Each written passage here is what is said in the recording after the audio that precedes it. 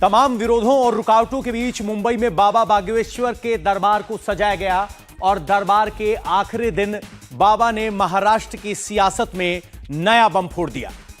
अब तक जो बाबा हिंदू राष्ट्र की बात कर रहे थे, उन्होंने ऐलान किया कि माया नगरी को माधव नगरी बनाएंगे, महाराष्ट्र में सनातन की नई अलख जलाएंगे। बाबा के इस ऐलान का क्या नतीजा निकलेगा, आने वाले दिनों में बाबा बागेश्वर की वजह से महाराष्ट्र की सियासत क्या रुख लेगी, इस पर देखिए खास।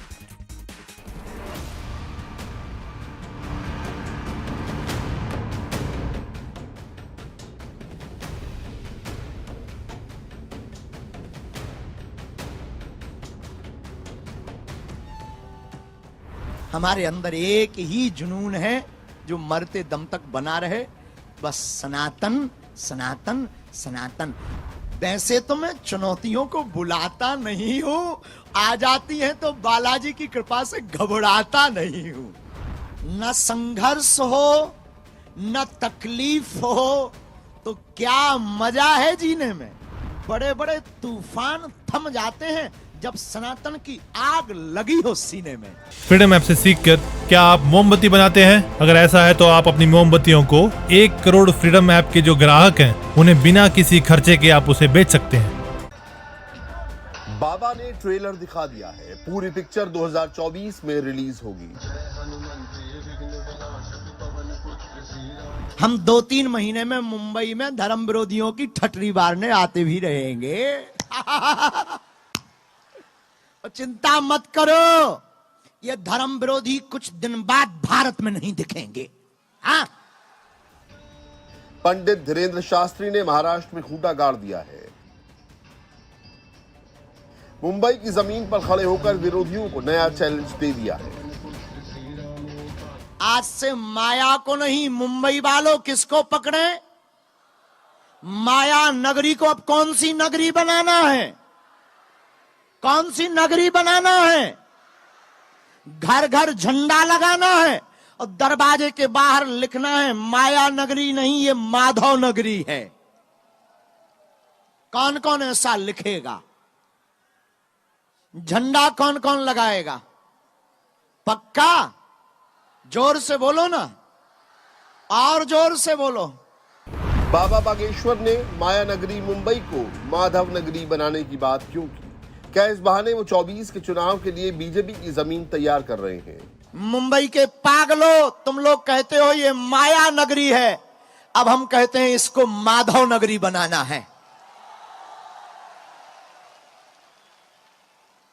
माया नगरी को माधव नगरी बनाना है। अब तुमने माया को तो बहुत पकड़ लिया, आओ बागेश्वर धाम के साथ माधव को भी पकड़े। और पकड़ना पड़ेगा तुमको, कब तक नहीं पकड़ोगे याद रखना। मेरे पागलों, बहुत आज गंभीरता से सुनना। माया साधन है, माधव की भक्ति साधना है। बाबा का एजेंडा सेट, पब्लिक से भी फुल सपोर्ट मिल रहा है। हमने तो सुना था कि मुंबई माया के लिए पागल होती है, आज हमने माधव के लिए पागल इन लाखों लोगों को देखा है। छत्तीसगढ़ और मध्य प्रदेश के बाद अब पंडित धीरेन्द्र शास्त्री ने महाराष्ट्र में सनातन का बिगुल बजाया है। हिंदू राष्ट्र के संकल्प के साथ सनातनियों को एक छतरी के नीचे बुलाया है। हमसे लोगों ने पूछा कि तुम भारत में ये चिल्ला चौंध क्यों कर रहे हो, इतना शोर क्यों मचवा रहे हो? कभी किसी नाम पर, कभी हिंदू राष्ट्र के नाम पर, कभी चमत्कार के नाम पर, तो कभी क्रांति के नाम पर। लाखों लोगों के लिए तुम ऐसा क्यों बोल रहे हो, इससे क्या होगा? हमने कहा हम भारत के लोगों को एक बात देना चाहते हैं कि उन्हें दर दर भटकना ना पड़े और उनका तांत्रिकों के द्वारा, गलत बातों के द्वारा शोषण ना हो, वो अपने आप में बुद्ध बन जाए हनुमान जी को पकड़ करके। लेकिन बाबा के हिंदू राष्ट्र वाले शोर से किसे एतराज है? वो कौन है जो धीरेन्द्र शास्त्री के सनातनी संकल्प से नाराज हैं? यहां आने के पहले बड़े बड़े तूफान लगे थे रोकने को। एक ने तो कहा कि दरबार नहीं होगा। हमने कहा हम हनुमान जी के चेला हैं, नहीं होगा ये तो हमने सीखा ही नहीं है। होगा, भारत के सनातनी लोग करवा करके मानेंगे। दरअसल महाराष्ट्र में बीएमसी का चुनाव है, अगले साल विधानसभा और लोकसभा का चुनाव है। क्या इस वजह से बाबा बागेश्वर को लेकर विरोधी खेमे में तनाव है? बागेश्वर महाराज जो है कोई, तो उनकी कल सभा थी, उनकी कोई मीटिंग थी कल, वहाँ चोरों का अड्डा था। कई महिलाओं के चेन स्नैचिंग हुआ है, पुलिस परेशान हुए। तो पहले तो वो चोरों को पकड़ने के लोगों और इस प्रकार की वो जो सभा करते हैं, कोई सिक्योरिटी नहीं, कुछ नहीं, कुछ भी बातें करते। कल तो उन्होंने संत तुकाराम महाराज जिनके नाम पर बजट प्रेजेंट किया महाराष्ट्र सरकार ने, तो उनका भी अपमान करते हैं। कौन है ये बागेश्वर? से बाबा बीबा के ऊपर हम लोग बात नहीं करते। महाराष्ट्र प्रोग्रेसिव स्टेट है। उन्होंने पिछली बार संत तुकाराम को लेके काफी अभी वो समझना चाहिए, जिसने उसको इन्वाइट किया है इस बाबा को, तो समझना चाहिए ना, ये सब आरएसएस का खेल है। ये सब फिर एक बार राजनीति में धर्म का, जात का अवडंबर लाने के लिए। बाबा हिंदुओं को एकजुट करने की बात करते हैं, रामराज से जातिवाद मिटाने का फॉर्मूला बताते हैं, तो क्या विरोधी इसी से जलते हैं? उन्होंने कहा राम राज्य से क्या होगा? हमने कहा राम राज्य से जातिवाद भारत का मिटेगा, राम राज्य से भारत में हिंदुओं की एकता होगी, राम राज्य से भारत समृद्ध होगा, और राम राज्य की कल्पना से हमारा भारत पुनः विश्व गुरु कहलाएगा। हम 4 लोगों को भले ही जगाएंगे, पर 4 हिंदुओं को जगा करके ही जाएंगे। पंडित धीरेन्द्र शास्त्री ने साफ कर दिया है कि किसी को अच्छा लगे या बुरा, कोई विरोध करे या केस, अब तो महाराष्ट्र में आए दिन दिव्य दरबार सजेगा, घर घर सनातनी झंडा लगेगा। थाने में, थाने के बाद बिल्कुल लगा हुआ भिवंडी थाने के इंडियन कॉरपोरेशन के सामने हमारे रुद्र प्रताप त्रिपाठी जी, जो हमारे बहुत ही प्रिय हैं, उनके द्वारा लगभग 1-1.5 एकड़ में बागेश्वर बालाजी का स्थान बनवा रहे हैं। हमारी कोई इच्छा नहीं, लेकिन हम, उन्होंने कहा गुरुजी इस बहाने आप आते रहेंगे, हम 2-3 महीने में मुंबई में धर्म विरोधियों की ठटरी बारने आते भी रहेंगे।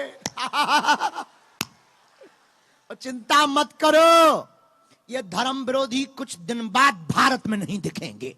हाँ, भारत में रहना है तो सीताराम कायदे में रहोगे तो, नहीं तो हनुमान जी की तरफ से ठटरी बार दी जाएगी।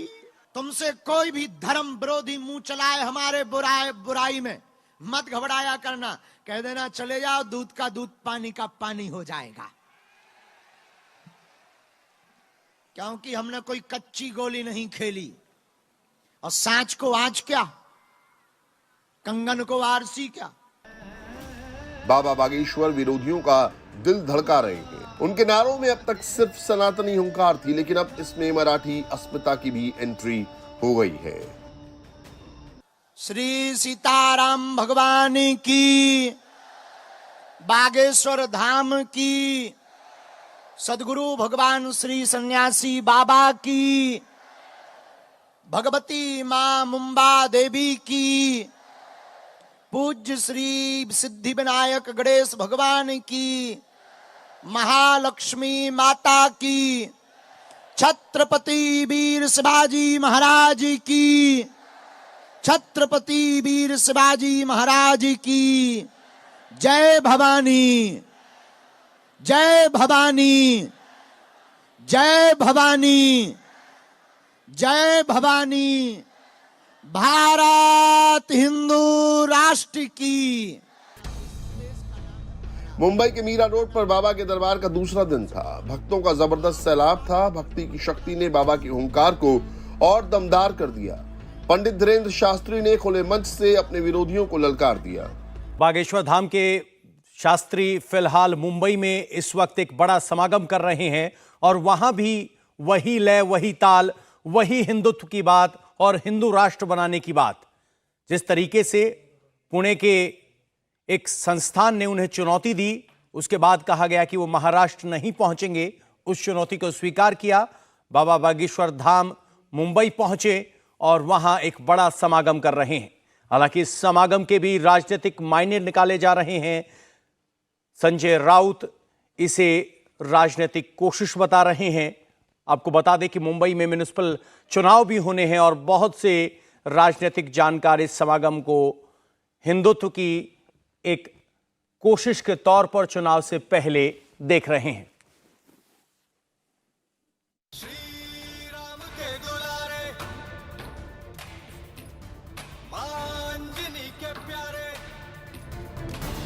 मुंबई दरबार में बाबा बागेश्वर अपने विरोधियों पर जमकर गरजे, हर आरोप का अपने अंदाज में जवाब दिया, लेकिन नाम किसी का नहीं लिया। उनको खुजली की बीमारी थी और खुजली भी उनको बहुत बुरी थी, खुजाने वाली और खून वाली।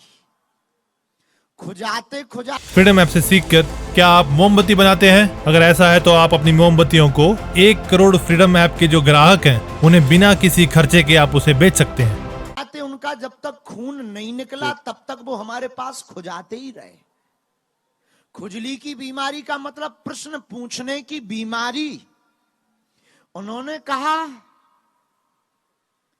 कि आप देश को किस दिशा में ले जाओगे? हमने कहा हनुमान की ओर। उन्होंने हंसकर कहा फिर उल्टी बात, हनुमान की ओर जाओगे तो किस आधार पर? हमने कहा जो पहले कहा, राम जी के आधार पर। फिर भी वो नहीं माने। लगभग 3 घंटे तक प्रश्नोत्तरी चली। उन्होंने फिर कहा कि अगर तुम इतना ही जानते हो, इतनी ही तुम्हारे पास सिद्धियां हैं, तो गरीबी मिटा दो। उनको भी कीड़ा खतरनाक काटा रखा था। उन्होंने कहा इस देश में आतंकी हमले होते हैं, उन्हें बता दो। आप गृह मंत्रालय में नौकरी करने लगो। हमने कहा हम किसी के गुलाम नहीं हैं। इंडिया टीवी हर वक्त हर जगह डाउनलोड करने के लिए सर्च करें India TV news Google play store या ऐप स्टोर पर।